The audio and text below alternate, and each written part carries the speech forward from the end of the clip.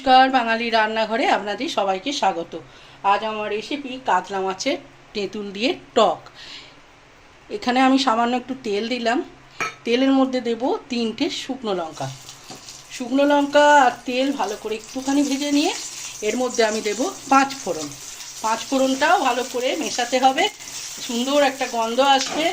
এই সময় আমি একটা তেঁতুলের কাত করে রেখেছি, সামান্য হলুদ আর লবণ দিয়ে একটা কাত করা আছে, এইটা আমি এখন এর মধ্যে দিয়ে দিলাম। খুব সহজ রান্না, খুব তাড়াতাড়ি হয়ে যায় রান্নাটা, আর খেতেও খুব ভালো লাগে কাতলা মাছের টক। এবার ভালো করে একটু এটা তেঁতুলের কাতটা আমি ফোটাবো, চাপা দিয়ে একটু ফুটতে দেবো। তেঁতুলের কাতটা ভালো করে ফোটানো জাল দেওয়া হয়ে গেছে আমার। এখন আমি এখানে দেবো কাতলা মাছের পেটিগুলো দেওয়ার পর আরও কিছুক্ষণ ফুটতে দেবো।